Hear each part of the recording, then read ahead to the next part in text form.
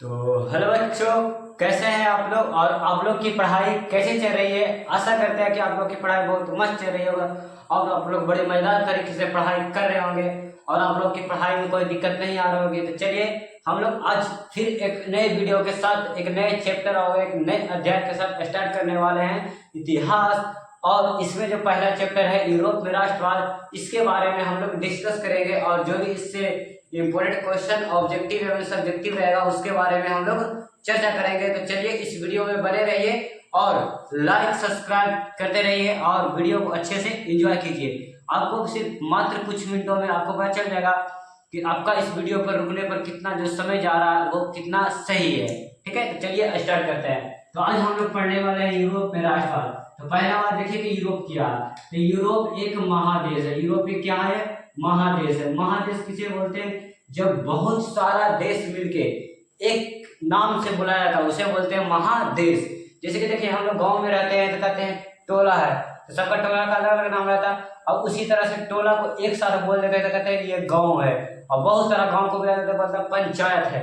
तो उसी तरह से मान लीजिए कि अगर बहुत सारे देशों को नाम को एक साथ मिलना हो या बोलना हो, किसी इलाकों को दर्शाना हो तो उसको बोलते हैं यूरोप में राष्ट्रवाद। यह हमारे पृथ्वी मतलब मैप पर पूरब उत्तर की दिशा में स्थित है। ठीक है, तो ये हो गया यूरोप। यूरोप में राष्ट्रवाद तो कहता है कि यूरोप में राष्ट्रवाद कारण क्या है। तो यूरोप में राष्ट्रवाद मतलब अपने देश से प्रेम। तो यूरोप के लोगों को पहली बार यह एहसास हुआ कि उन्हें अपने देश के प्रति कुछ सोचना चाहिए। जो ये राजा आ रहे हैं, इन पर शासन कर रहे हैं, वो भी बहुत गंदे तरीके से, इनको कैसे हटाया जाए यही बोलता है राष्ट्रवाद। सोच रहे हैं कि राजा है ये तो साला आता है मतलब अपना मनमानी करता है, लूट फूट के चल जाता है, हम लोग के बारे में कोई सोचवे नहीं करता, देश के बारे में कोई सोचवे नहीं करता, व्यवस्था पूरा खराब है, फिर भी ये लोग आता है राज करके चल जाता है। तो लगा लोगों को नहीं, अपना देश के बारे में कुछ सोचना चाहिए। तो अपने देश या संस्कृति या जिस जगह पे आप रहते हैं उस जगह के से जो प्रेम की भावना रहती है, लगाव की भावना रहती है, उसी को बोलते हैं राष्ट्रवाद। क्या बोलते हैं? राष्ट्रवाद। राष्ट्रवाद एक ऐसी भावना है जो अपने देश के प्रति प्रेम की भावना को राष्ट्रवाद कहते हैं। और यही है यूरोप में राष्ट्रवाद। और पहली बार ऐसा एहसास हुआ था यूरोप के लोगों को कि यहाँ राष्ट्रवाद स्टार्ट हो गई है। और ये बात आती है फ्रांस की क्रांति 1789 की। 1789 की क्रांति के पहले यहाँ का राजा लुई 16वां था। यह बहुत अत्याचारी और एक अच्छा राजा नहीं था। ये मतलब बड़ी खाली अपना शौकीन में डूबा रहता था, कुछ करता धरता नहीं था, निकम्मा आदमी था एक तरह से, खाली जनता के पैसा पर लूटता था। तो इसी को हटाने के लिए पहली बार लोगों ने क्रांति की, जो 1789 की फ्रांस की पहली क्रांति बनती है।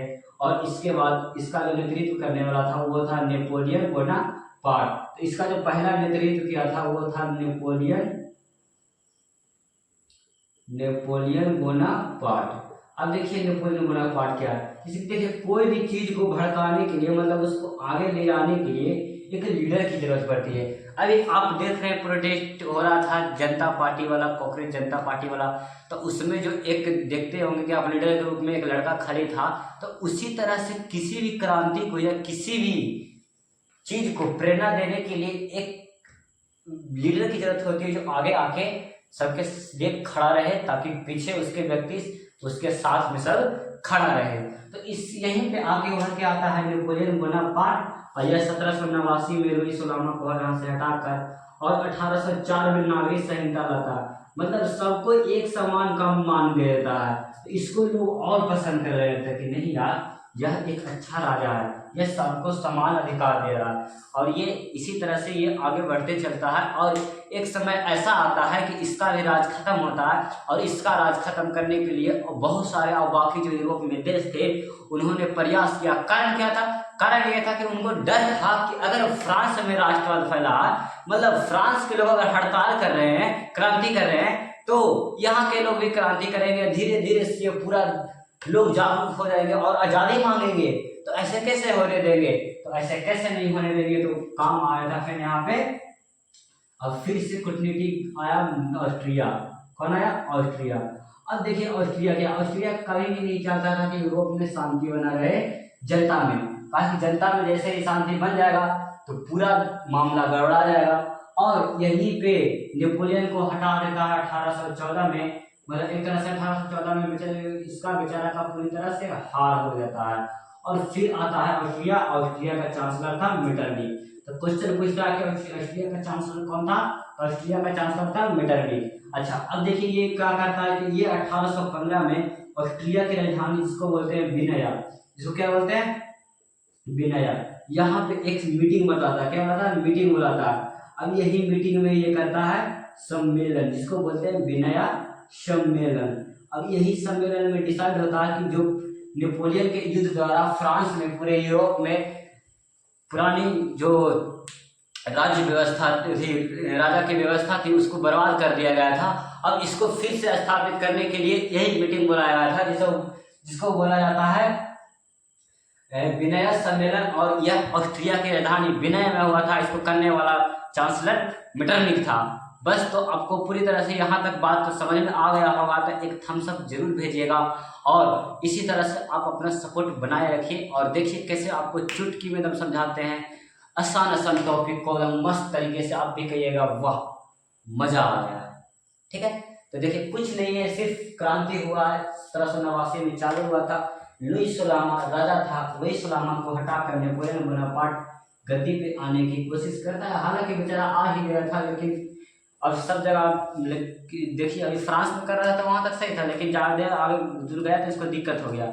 जैसे ही दिक्कत हुआ तो इसको हटा दिया। 1814 में ऑस्ट्रिया की राजधानी विनया में विनय सम्मेलन किया गया, मीटिंग किया गया, जिसको बुलाया गया मेटरनिक बुलाया था।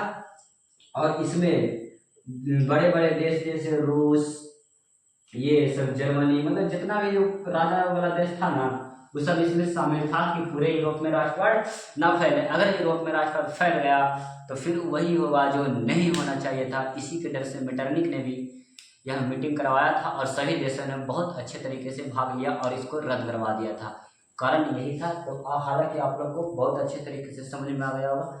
तो चलिए, इसके बाद होता है कि मेटरनिक ने इस सब किया, तो उसके बाद जो आयरलैंड वंश था उसको हटाकर फिर से ब्रो वंश को स्थापित किया जाता है और चार्ल्स दशम को राजा बनाया जाता है। चार्ल्स दशम एक अच्छा राजा था, लेकिन उससे भी कुछ गलती हो जाती है, जिसके कारण उसे फिर गद्दी छोड़ने पड़ते। तो चलिए आज पर इतना ही रखते हैं।